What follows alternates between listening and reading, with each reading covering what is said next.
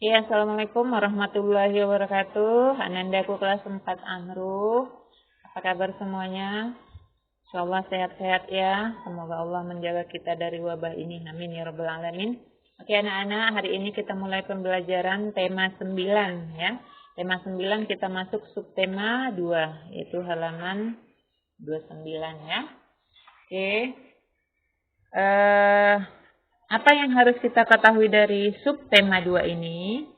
Yang pertama adalah mengetahui hak dan kewajiban sebagai warga negara. Yang kedua, memiliki keterampilan berkomunikasi secara lisan dan tulisan melalui wawancara, masih tetap wawancara ya. Yang ketiga, pemanfaatan sumber daya alam dan persebarannya di Indonesia. Yang keempat, memahami macam-macam energi dan perubahannya. Yang kelima, bernyanyi dengan memperhatikan birama dan tempo. Oke, kita masuk ke pembelajaran 1 ya. Yang pertama, pemanfaatan sumber daya alam dan perubahan energi. Sumber daya alam. Apa saja sumber daya alam itu? Segala sesuatu yang ada di alam yang bisa dimanfaatkan untuk kebutuhan manusia ya. Nah, contohnya ada apa? Boleh udara, air, matahari. Salah satunya matahari. Matahari merupakan energi terbesar di bumi. Nah, matahari sendiri ini bisa kita manfaatkan setelah diubah menjadi energi yang lain, yaitu energi panas dan juga energi cahaya. Panasnya kita manfaatkan untuk berbagai kegiatan, menjemur pakaian, menjemur ikan, atau ketika kita berjemur memperkuat tulang ya, memperkuat tulang. Kemudian cahayanya juga menerangi bumi. Nah, beberapa contoh perubahan energi dari matahari kan bisa diubah menjadi energi listrik. Nah, energi listrik diubah lagi menjadi beberapa energi. Energi listrik menjadi energi panas. Kemudian contohnya ini, listrik menjadi suara, radio, tape recorder. Kemudian energi listrik diubah menjadi energi gerak, kipas angin, blender, masih banyak yang lain. Energi potensial ini bisa dikatakan energi alternatif ya. Contohnya matahari tadi menjadi energi listrik, ada juga air, ada juga udara atau angin. Terjadi pada pembangkit listrik tenaga air kalau dia PLTA ya. PLTS, pembangkit listrik tenaga surya. Itu adalah beberapa perubahan energi listrik. Nah, sumber daya alam sendiri bisa dibedakan menjadi sumber daya alam yang terbarukan dan tidak terbarukan. Sudah beberapa kali saja ulang ya. Terbarukan bisa diolah kembali. Kemudian tidak terbarukan artinya pemakaiannya hanya sekali. Kalau sudah habis berarti tidak bisa dipakai lagi. Kemudian kalau ada sumber daya alam hayati dan non hayati. Hayati artinya hidup, berarti berasal dari makhluk hidup. Kemudian non hayati berarti berasal dari benda mati. Kalau hayati hewan dan tumbuhan. Kalau non hayati berarti air, matahari, batu bara, minyak bumi, dan sebagainya. Itu adalah beberapa sumber daya alam yang terbarukan dan tidak terbarukan. Kemudian sumber daya alam ini tersebar di seluruh Indonesia. Jadi sumber daya alam di satu daerah tidak selalu sama dengan sumber daya yang ada di daerah lain. Oke, itu tentang energi dan perubahannya ya. Energi dan perubahannya. Kemudian kita stop dulu ya sebentar, saja cari materi.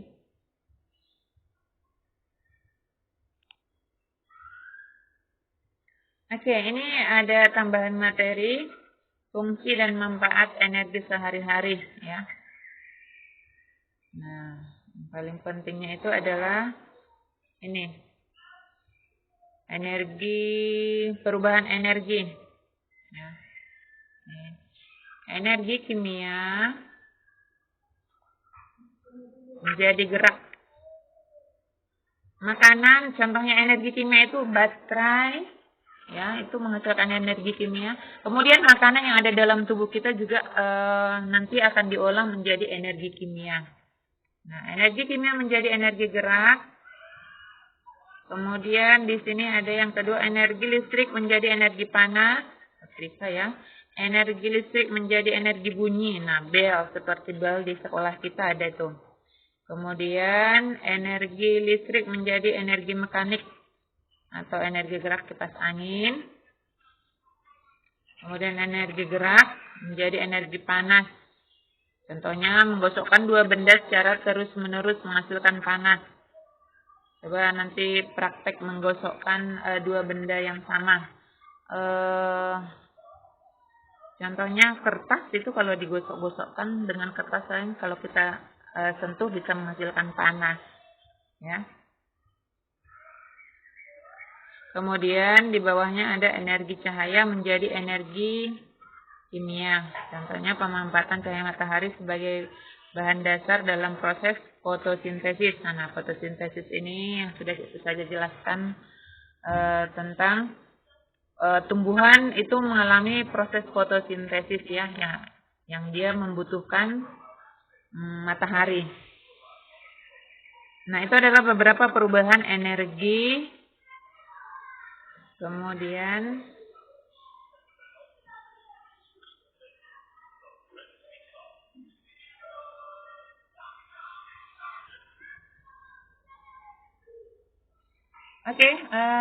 tadi kita sudah belajar tentang sumber daya alam.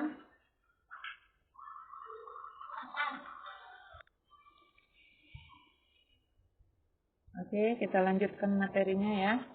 Tadi sudah belajar tentang pemanfaatan sumber daya alam. Nah, kita memiliki hak dan kewajiban terhadap sumber daya tersebut. Itu kita sebagai warga negara memiliki hak dan kewajiban. Nah, ini ada beberapa yang sudah Ustazah tandain. Apa saja hak dan kewajiban kita? Hak dan kewajiban kita itu, hak adalah sesuatu yang kita peroleh, sementara kewajiban sesuatu yang kita laksanakan.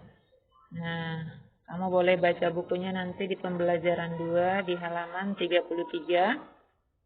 Satu, memperoleh, ini hak ya, memperoleh pendidikan dan pengajaran. Seperti yang anak-anak lalu sekarang itu, semua anak-anak di Indonesia berhak mendapat pendidikan dan pengajaran.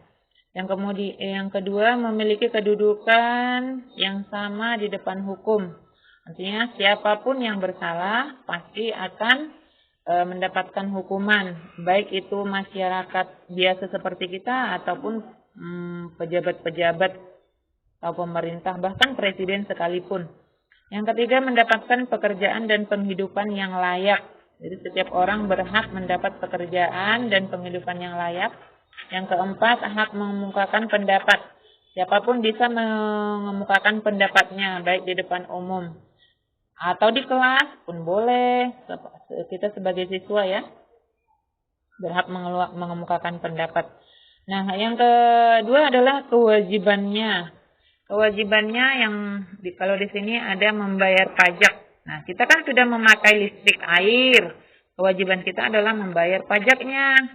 Kemudian membela dan mempertahankan kedaulatan NKRI. Nah, jika ada yang ingin merebut atau ingin merusak bangsa kita, maka kita berhak membela dan mempertahankan kedaulatan kita sebagai warga negara. Yang ketiga, menaati tata tertib. Nah, tata tertib di mana saja, boleh dari lingkungan keluarga, dari lingkungan sekolah, bahkan lingkungan negara ya. Kalau di negara menaati tata tertib, contohnya apa? Kita lampu lagi jalan dari satu tempat ke tempat lain, ketemu lampu merah. Lampu merah kita wajib berhenti, karena itu adalah merupakan salah satu tata tertibnya yang sudah ditetapkan. Kemudian antri dalam ketika kita mengambil duit di ATM misalkan, itu antri. Itu semuanya merupakan contoh-contoh tata tertib. Kemudian Membayar pajak tepat waktu.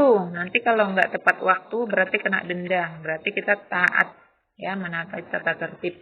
Yang berikutnya keempat, tunduk dan patuh terhadap segala hukum yang berlaku di negara Indonesia. Apapun yang menjadi hukum-hukum yang ditetapkan oleh negara berarti kita harus patuh. Nah, itu adalah beberapa contoh hak dan kewajiban kita sebagai warga negara.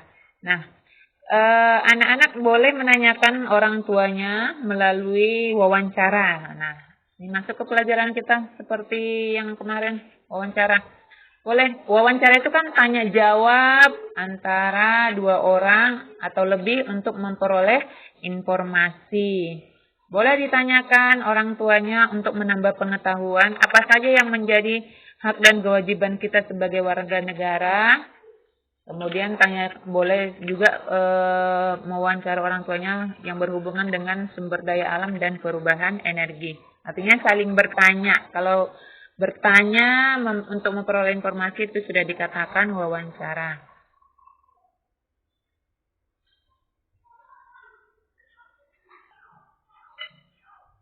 Nah, ini juga ada beberapa contoh hak dan kewajiban berdasarkan Undang-Undang Dasar 1945. Ya. Pertama ini ada kesamaan kedudukan dalam hukum dan pemerintahan. Jelaskan ada pasal-pasalnya nih. Mendapatkan pekerjaan dan penghidupan yang layak, tadi sudah. Berserikat dan berkumpul mengeluarkan pendapat, tadi sudah. Dijamin kemerdekaan tiap warga negara untuk memeluk agama dan beribadah sesuai agama dan kepercayaan masing-masing. Ini adalah hak kita ini sebagai warga negara. Ikut serta membela negara, memperoleh pendidikan. Nah, beberapa tadi sudah dijelaskan di buku ya. Nah, ini adalah contoh kewajiban kita. Menjunjung tinggi hukum dan pemerintahan, ikut serta dalam bela negara, mengikuti pendidikan, dan pemerintah wajib membiayainya. Ini adalah beberapa kewajiban kita sebagai warga negara. Tambahannya ada di sini. Hak dan kewajiban warga negara terhadap pemerintah. Ini ada memperoleh rasa aman dan nyaman, hak memperoleh pekerjaan yang layak, hak memperoleh pendidikan, sementara kewajibannya menjunjung tinggi hukum yang berlaku, menghormati dan menghargai pemerintahan,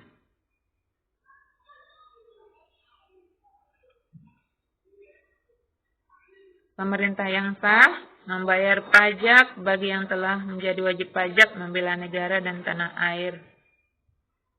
Yaitu adalah beberapa hak dan kewajiban kita sebagai warga negara. Oke, berikutnya adalah menyanyikan lagu. Menyanyikan lagu ini ada beberapa hal yang harus kita perhatikan. Nah, di sini ada disebutkan irama, tempo, dan birama. Nah, irama, tempo, dan birama ini termasuk unsur-unsur dalam seni musik. Selain ini ada juga beberapa yang menjadi unsur-unsur seni musik. Contohnya melodi, kemudian irama, tempo, birama, melodi, nada. Nah, di sini hanya dijelaskan beberapa contohnya, yaitu irama, tempo, dan birama. Irama sendiri kalau di sini dijelaskan adalah jiwa atau watak yang terkandung dalam gerak melodi. Jiwa atau watak yang terkandung dalam gerak atau melodi. Nah, irama ini disebut juga dengan ritme, ya, ritme. Jadi kalau misalkan kita lagi tutup mata mendengarkan musik, kita bisa mengikuti ritmenya. Apapun ritmenya itu bisa kita ikuti jika sudah kita jiwai lagunya. Makanya dikatakan yang adalah suatu jiwa atau watak yang terkandung dalam gerak melodi. Atau denyut jantung musik ya, denyut jantung musik. Nah, yang kemudian adalah tempo. Tempo itu cepat lambatnya sebuah lagu dinyanyikan. Ini sudah ulang-ulang kita bahas. Terbagi 3 yaitu cepat, tempo cepat, sedang lambat. Cepat nanti terbagi lagi menjadi beberapa contoh. sedang juga, lambat juga seperti itu. Yang terakhir adalah birama. Apa yang dimaksud dengan birama? Pembagian nilai-nilai not yang merupakan realisasi dan ritme atau irama itu sendiri yang dibatasi dengan apa yang dinamakan garis birama. Nah, ini tambahannya sedikit tentang irama dan birama ya.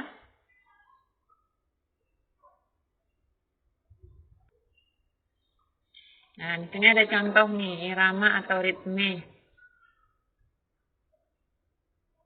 Irama atau ritme disebut juga ritme merupakan rangkaian gerak yang beraturan menjadi unsur dasar dari musik. Ritme terbentuk dari pengulangan bunyi panjang pendek kata dalam sebuah lagu atau karena pergantian tekanan kata-kata dalam syair sebuah lagu. Ini adalah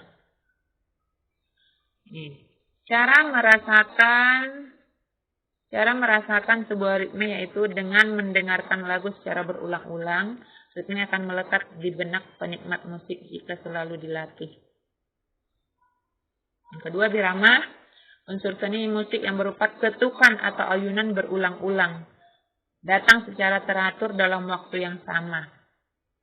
Contoh biramanya ada 2/4, 3/4, 2/3. Sudah saya jelaskan kemarin setiap pembelajaran tentang birama. Kamu boleh baca. Birama yang nilai penyebutnya genap disebut birama bainar. Penyebut itu yang di bawah ya. 2/4 berarti penyebutnya 4. Disebut dengan birama bainar. Sedangkan birama yang penyebutnya ganjil disebut birama ternaes.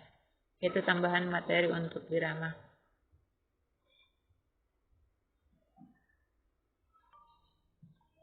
Oke anak-anak, yang terakhir sekali untuk latihan, silahkan dikerjakan halaman 31 ya. Penilaian pembelajaran 1. Ada 5 soal. Kemudian penilaian pembelajaran 2 juga ada 5 soal. Silahkan dikerjakan dengan teliti ya. Jangan asal dijawabi. Ada berupa pilihan ganda dan isian. Demikian untuk pembelajaran hari ini. Kalau ada yang ingin ditanyakan boleh japri saja ya. Assalamualaikum warahmatullahi wabarakatuh.